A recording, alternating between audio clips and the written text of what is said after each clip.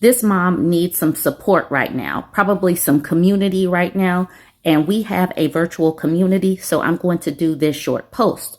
She posted this in the ADHD women subreddit, saying, overwhelmed with life in general. She says, I need to rant and some support right now. Please don't judge. And if you want to, then F off. I legit feel like I was not made for motherhood and being a housewife, y'all. I cannot keep up with it all. Chores, dinners, laundry, dishes, appointments, emotional support for everyone, self-care, etc., etc. It's all too much, and I just shut down most of the time and don't get most done. Then my husband just hates me more. He says I don't do enough, that this is my literal job and I can't even do it right, and he basically hates me for it. I saw that my husband Googled, what should a housewife be doing? So I Googled it too to see what he saw, and I just started bawling because I struggle with everything it listed. I also struggle with resenting my youngest because ever since I had her, my mental health has declined so much. I've gone to therapy, take meds, blah, blah, blah. Yeah, I know how it all works, so I don't need to be told about that. My kids are 4 and 11, and I feel like I'm drowning so much that I know it isn't normal. How do other moms do it? Like, I don't get it.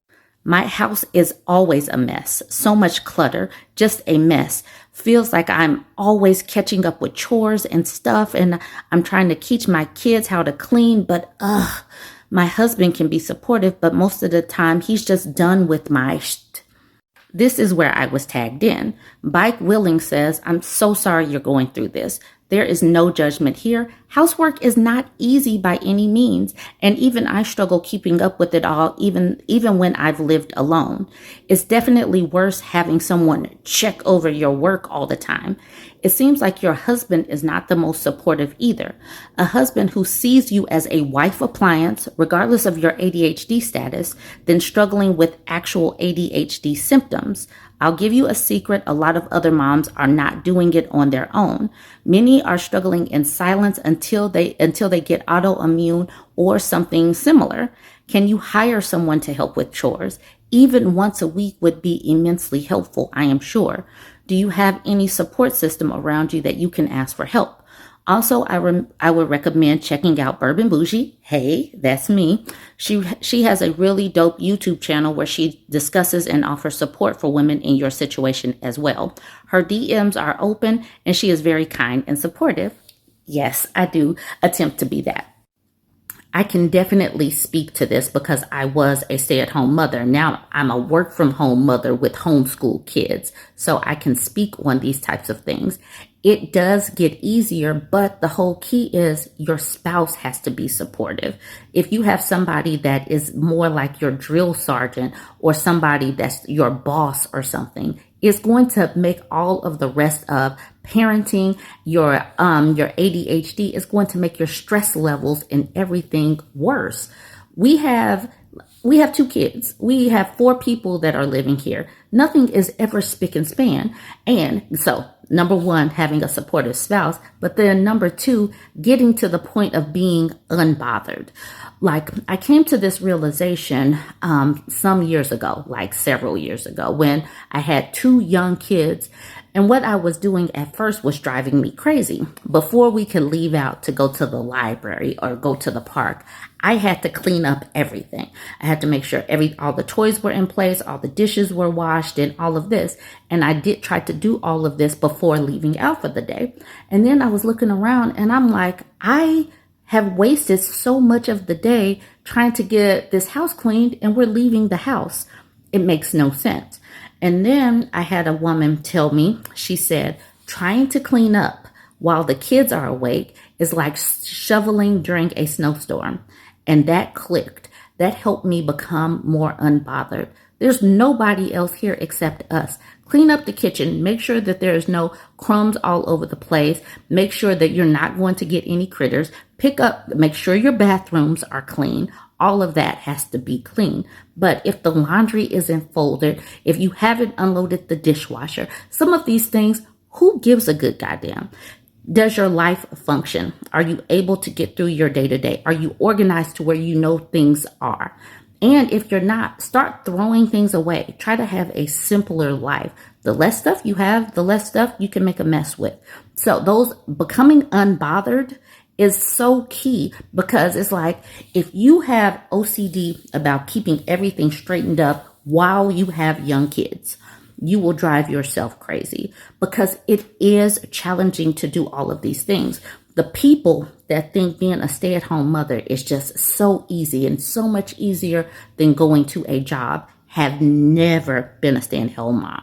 Before I became a mother, I was a personal trainer, and I never envisioned being a stay-at-home mom. I thought that I was going to have a flexible schedule, put the kids in childcare and everything, but the cost of childcare just didn't make sense for me to go back to work, so I didn't. But at one point in 2018, I attempted to go back to work. I was working at the gym, and I was skipping to go to work. I would, on my husband's off day, I was literally skipping. I was so happy to go to work, because getting out of the house, life was so much simpler. These people that make it seem like going off to work and being the provider is so hard. I had so much fun. I was like floating, like, hi, everybody, I'm at work. Because when you're at work, you have downtime. You're talking to other adults. When you are at home, it is constant. You're holding a kid. You're feeding some kid. The other kid won't take a nap. There's a mess over here. The other kid is hungry. It's always something, from the time that you wake up to the time they go to sleep and then you crash. There's always something to do. So don't let these people make it seem like it's just so easy to juggle all of this. You got to try to find some time for yourself. They criticize you for gaining weight. They criticize you for not having time to do your hair and all of this. And it's just so much ladled on women, and it's tiresome. This is the reason why I, as a woman, once I had kids, became so fiercely, extra fiercely feminist. Like, don't do this. Don't do this if you're going to half-ass do it. Don't do this if somebody is pushing you to do this. Don't do this if, I don't know, the other reasons why. Because it's draining. You lose sleep. You could lose hair. My edges at one point were thinning. There's so many things that you should not have a baby for. And if you don't have a supportive partner, it just exacerbates all of those issues. Anyways, I have a community here, and I'm going to send them over to your page.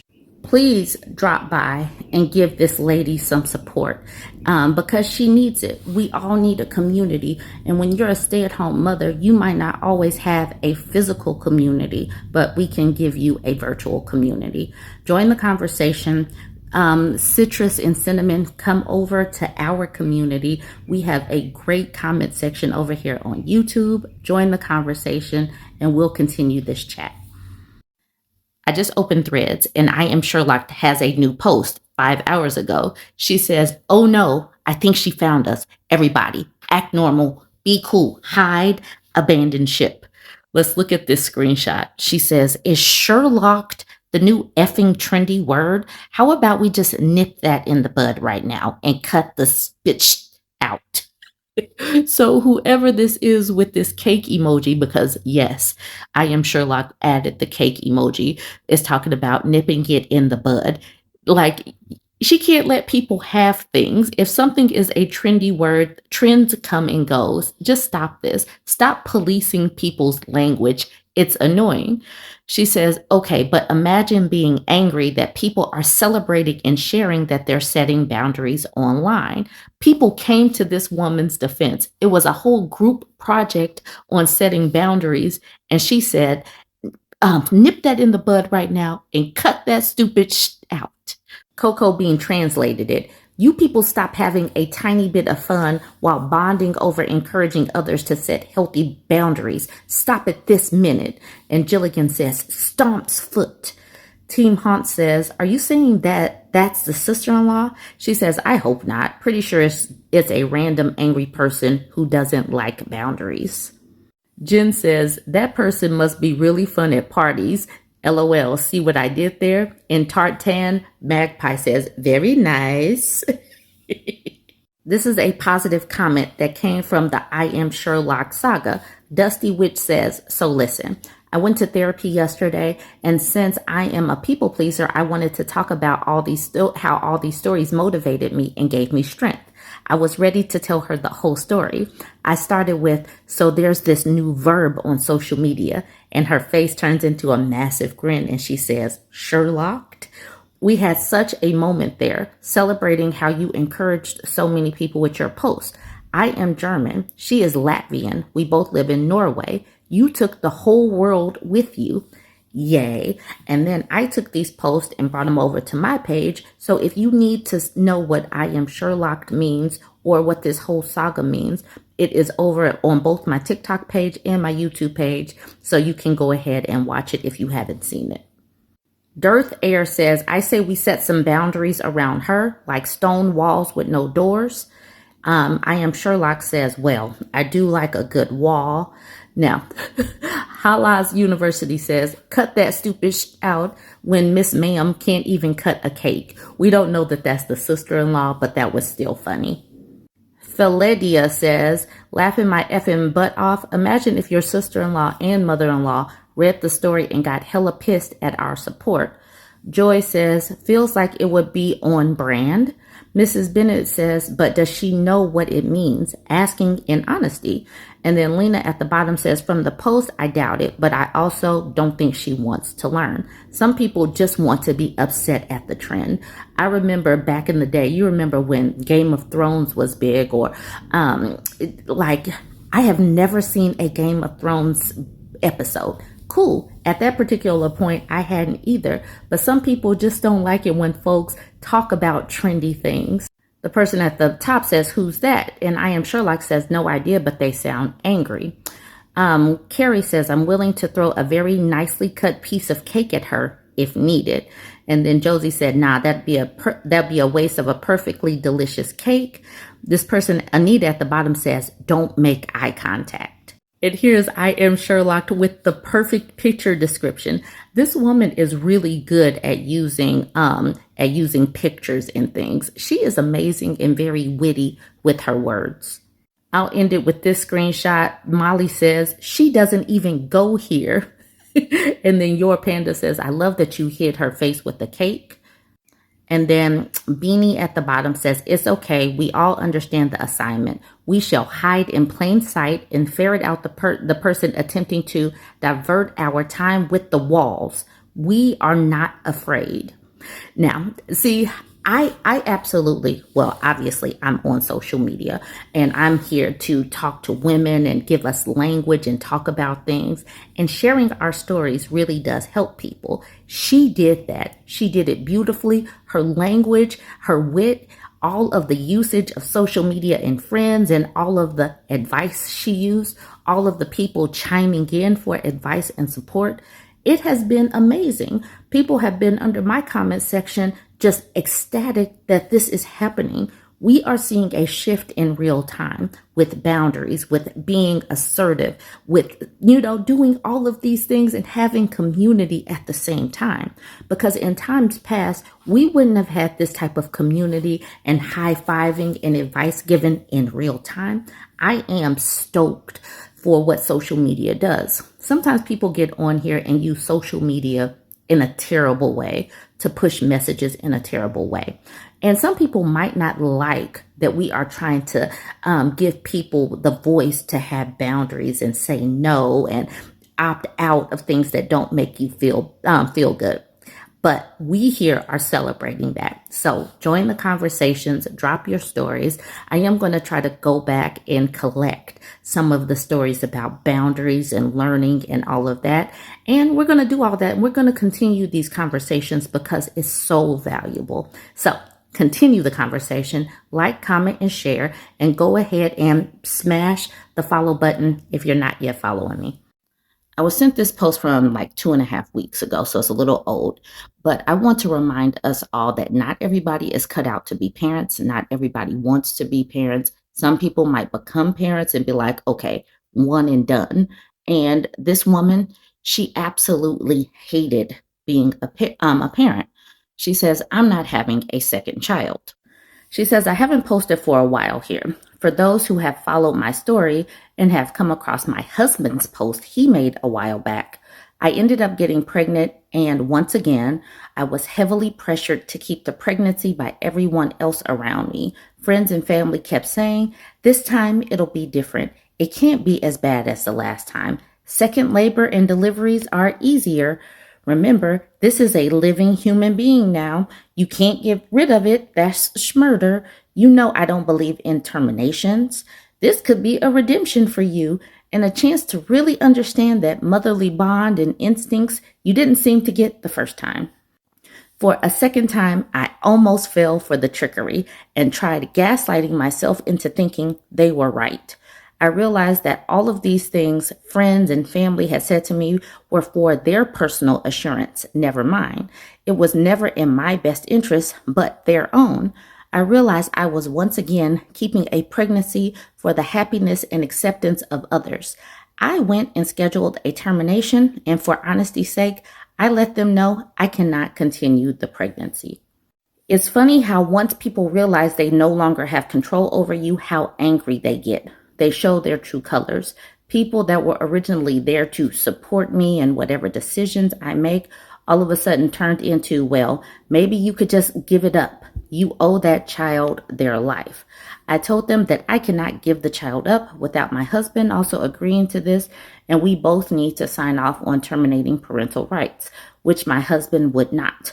If one parent does not give up parental rights so the child can be put into the system, the other person is forced to stay and some sort of child support and custody arrangement will be made. Additionally, this is my body, my health, my life, and my decision. Since I had complications with the first child, my gyno told me it would be best to do an elective C-section. That is no light thing. I know for myself, I do not want to carry another pregnancy and have a major abdominal surgery for delivery and then be forced to shut down my business for 2 to 3 months to recover with absolutely no one to help or assist my recovery at home. Not to mention having to convince my husband on relinquishing rights, which again, I know he wouldn't do, which would then lead me to having to go to court to arrange custody and child support on yet another child I did not want, but kept for the sake of others' happiness. Now, outside of myself, I truly believe I'm saving this future child from growing up and learning that their mom didn't want them. And that's just the cold hard truth of it. It's something I can't change with my son, who is now alive and existing in this world. It's going to be a trauma for him that I nor anyone else can change for him, and he'll always carry that heaviness. Throughout all of this, all of my reasonings, I kept being met with the whole surrender suggestion over and over again. Then it moved to how selfish I'm being. I need to think more about others and not just myself. I can get my health back, money and business will come back, but this child's life won't. No one offered to come help throughout the pregnancy if I agreed to continue it. No one offered to help with recovering postpartum if I continued the pregnancy. It was all just verbal words of what I used to do and that they're just trying to be there for me. And I just don't get how some people can't see my side of things and be so closed-minded. I guess I don't know what I'm doing with this post here. I just needed to get this off my chest. So she's being pushed. She must have a very pro-life, anti-choice type of family, and her husband wants a kid more than she does. Now, she mentioned something about her husband's Reddit post, so obviously I start digging. This post is from 5 months ago. Obviously, I'm cutting off the subreddit on purpose, but she says, what would you do if your spouse disclosed your struggles postpartum? She says, I saw my husband's post on an Am I the A-hole? And it was essentially asking if he was the a-hole for going to his female friend they used to date about marital and parental advice about me. A few days ago, I brought up that I didn't appreciate that he had gone to his ex about my regrets as a mom, and that those feelings and discussions I've had with him about my regrets were personal. Some of the conversations he has had with this girl about me often led her to parent shaming me.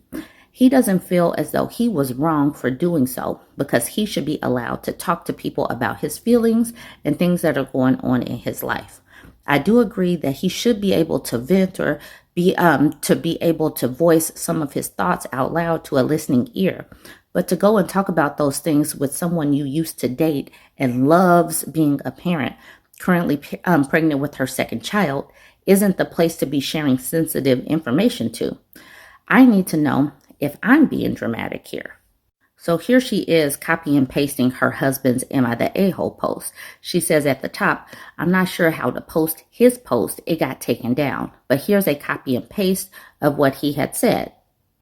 He says, so here's the situation. He's 27, she's 26. So here's the situation. My wife wanted a big family and just had our first baby 3 months ago. She took a month off from her stay-at-home business, which she is the breadwinner. I only work for good insurance, and I got a lot of time off work for the first month. Then we both went back to work, me all at once, her gradually. Unfortunately, she never developed a bond to our son in that first month.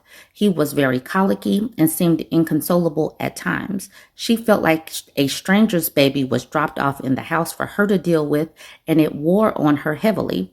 Once it was time for her to ease back into work, he was so disruptive to her business that she spent years building that she grew to actually resent the baby and started to heavily regret being a parent. She didn't want to be a mother anymore, and after some heated discussions and arguments, things boiled down to she wanted him gone, and because I wanted to keep him, she wanted to separate and wanted zero custody. I was devastated. I was truly heartbroken, and every conversation I had with my wife went the same way, leading to the same results. I needed to talk to someone, so I reached out to my friends to get some advice and general support. An important note on this, most of my friends are females that I've had some level of relations with and just settled as platonic friends. Also, none of them are local or even in the same state we currently live. Some time passed and my wife and I were having more discussions about stuff. And she brought up she wasn't happy that I went to my friends for advice because their situations are all very different and they wouldn't be able to relate to give proper advice. And especially because of having history with them. She also feels like I was just airing her dirty laundry about how she feels about parenting. She feels that if I needed to talk to someone so bad, I should have reached out to one of her friends because they know more about her situation and could have given better advice. And it wouldn't feel like I was spreading her personal feelings to people who she doesn't necessarily know. I can see her point, but I mean, I'm not close with her friends, and I'm not particularly comfortable talking about heavy subjects like that to people that I don't really know. So I still don't necessarily think I was wrong to reach out to my own friends for support instead of reaching out to hers. So what do you all think? Am I the a-hole so I can get a scale of 1 to 10 of how much? If so, can I get a scale of 1 to 10 of how much? This person is wondering, so was he the a-hole or what? And so here's the OP saying, before the post was removed, I was labeled the a-hole and of course the shitty parent. Anyone who commented that things like this shouldn't be discussed with exes were heavily downvoted. So someone is asking this question, where are you guys now? If separation is off the table, then I think there's something to be said for setting a new boundary of who you can and can't confide in about what aspects of your life. All right, let's look at what the OP says. She says, I have discussed the separation as when we had talked about a permanent form of birth control. He stated to me that he was not done having kids. Well, that either means he wants to have more kids with me or he wants to have kids with someone else. I have told him if we were to split, he would have full custody, but I fully intend to make sure our child does not suffer from financial hardships and would be willing to pay child support and more if needed for the kid. I know that doesn't help the fact that he would be a single dad, but please also understand that this man has literally also stated to me that he wants to have another baby. So our son has a full-blooded sibling, and he doesn't care if that means he would be a single dad to 2 kids. I feel like confiding emotionally sensitive information to someone that used to be your ex just isn't appropriate. I confided my feelings about motherhood to him in a heart-to-heart conversation because we are admittedly going through a rough patch in our marriage. I personally feel like that would be like if I went to one of my exes to talk about our rough patch in our marriage due to kids. It just wouldn't feel appropriate. So this person comments saying he's getting to play the man, have his bills paid, access to a womb and offspring, and still has the audacity and entitlement to demand more from you. It sounds about right that he uses other women as ongoing unpaid emotional support, and that he doesn't give a when you avoid your valid concerns for privacy, maybe advocate for your valid concerns of privacy. I keep an eye out on your birth control and consider if this man is really someone you want to spend a significant portion of your life with. There are great co-parenting apps out there now, but it sounds like you're the only one invested in your child's future. So this person said, watch out for your birth control, which was a very good statement to make, especially since this was 5 months ago. And fast forward, we know that she did indeed get pregnant. I'm just bringing this back to wrap this up. When people start saying things like, this time it'll be different, it can't be that bad. Remember, this is a living human being. This could be a redemption for you. This is where people become miserable. Just imagine what this first child, her son, is going to experience as a child who was unwanted. Why would they want to do that to another person? These forced birthers, these anti-choice people are so annoying, but this is the reason why we have these discussions. Please be very assertive in what you want. Get your birth control taken care of and on lock, because you never know if you're going to come across these types of people. Anyway, join the conversation, like, comment, and share. I came across this Threads post and people are speaking on all of the different things that Antifa is doing. Antifa, it stands for anti-fascist, but they are out here with the shenanigans. So Chaotic Violent is the one that started this thread, and you all need to hear what Antifa is doing. Chaotic Violet says, Antifa is the worst. I was just walking down the street minding my own business when Antifa came up and said, Rocky Road is for woke people, and smacked my ice cream cone to the ground. And then they took my MAGA hat and rubbed it between their butt cheeks and put it on my head. Goodnight Morel says, I spilled baked beans. I spilled baked beans all over myself watching Cars 2 in the theater, and this black Antifa teenager shouted, this ninja eating beans, and everyone laughed. Shock Bubble says, one time Antifa said I had something on my shirt, and then they booped my nose when I looked down to check. Birdwatcher says, tots and prayers. And J. Cameron Burke says, monsters exist. Andrew said, Antifa put a red sock in the laundry with all my white shirts and turned them all pink and made me a woke LGBTQ. Arky Outlaw, this one probably has to be the worst I saw. I'm 70 years old and standing in my front yard minding my own business. 2 young Antifa members just tried to drag me across the street. They kept saying they were helping me, and I kept saying, but I don't want to go across the street. What is this world coming to? Mo Money Smith says, just gave you a follow. Please follow back. We got to stick together through these Antifa times, you know? And then we got RG Murphy says, this little Antifa girl came up to me and said, guess what? And I said, what? And she replied, chicken butt. I was shaking. These libs are totally out of control. Old boy says, Antifa gave me a swirly in a Chili's bathroom at 11 a.m. Chaotic Violet says that's way too early. And then Meg says, I'm interested in what time is not too early for a swirly. And then Alien Or says, it's too early for Chili's. And then he says, unless it's an airport Chili's and you've been up since 4 a.m., but please be advised they do not honor the 2-for-1 drinks at airport locations. Scuba A. Lubin says, Antifa told me to look under there, and I said underwear. They doubled over in laughter. Then another one told me to grab the up dog. I asked him, "What's up, dog?" And he replied, "Not much, dog. What's up with you?" Totally humiliating. P. Bloom says, "Horrible. They have no decency." And at the bottom, yes, this is bad. Antifa took the tag off my mattress without my knowledge. Lisa says, "What about your pillow?" And then Lewis says, "We don't talk about what Antifa did to my pillow."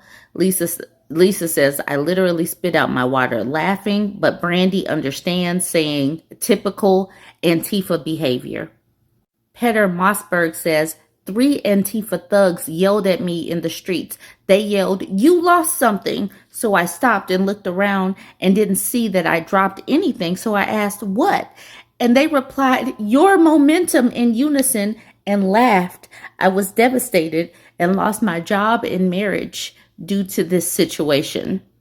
Jill says, "Yes, if you're not woke, you only get rum raisin."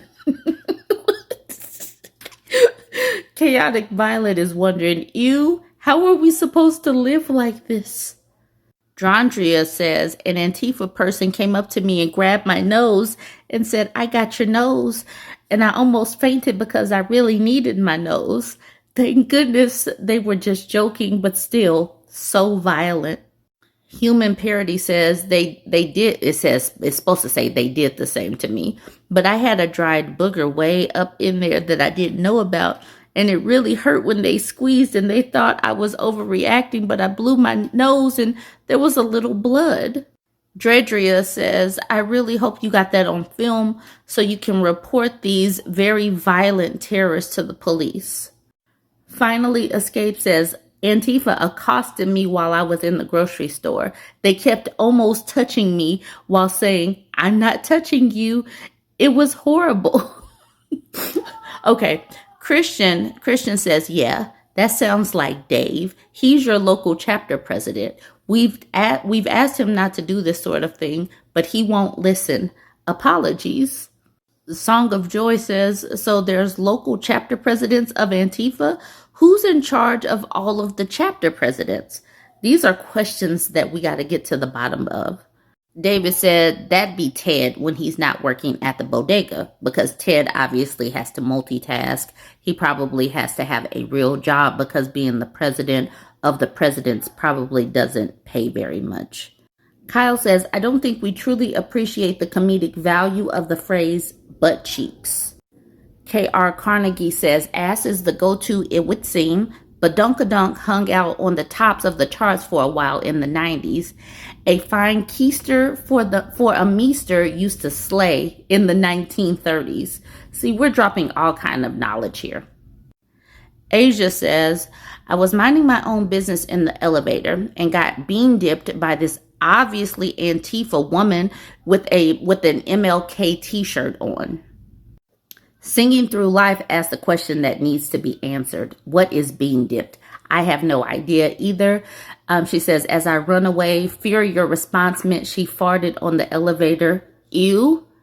Peter says, "I was raking leaves on my front lawn and this local Antifa thug approached me with zip ties and plastic bags and started putting all my leaves into the bags." K-Dog says, "They just do what the F they want. The unsolicited, helpful behavior is weakening our communities, and they must be stopped." Am I really reading through all of these comments? Yes, I absolutely am. There are so many, and we just needed this reprieve because, yes, I do so many heavy stories. So we needed this about Antifa and their shenanigans. We needed this to start the day. Chris says, "This one time Antifa was in the closet making babies, and I saw one of the babies, and the baby looked at me."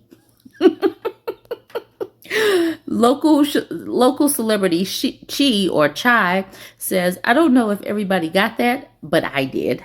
I got it too." Possibly a Massive Jerk says, "It took me a moment, but the second time I read it, my brain automatically switched to reading it in the correct voice."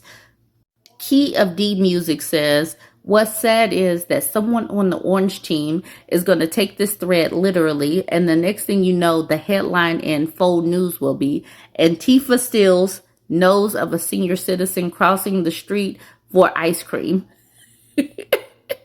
And y'all know that that's going to be exactly how it is. All right, y'all. We needed this levity. Y'all got it. We needed it. Join the conversation and let me know. Has Antifa done anything to you? Let us in on the shenanigans. Please share this. President Trump will end the radical left's reign of terror in Portland once and for all. You look at Portland and you see fires all over the place. You see fights and, just violence. This network of Antifa is just as sophisticated as MS-13, as TDA, as ISIS, as Hezbollah, as Hamas, as all of them. They are just as dangerous. They have an agenda to destroy us, just like the other terrorists we've dealt with for many, many years. I legitimately feel like sometimes I open my phone and I'm in the fucking twilight zone. Antifa, at its most basic level, not only is it not a terrorist group, it's not a group. It's an ideology. Antifa stands for anti-fascism. So being anti-fascist cannot be terrorism unless fascism is patriotic. What the fuck are we doing? What the fuck are we doing anymore? Why are we even engaging? I mean, we have to engage because if we don't engage, they fucking win. It's not a terrorist organization unless you are openly admitting that being pro-fascism is American.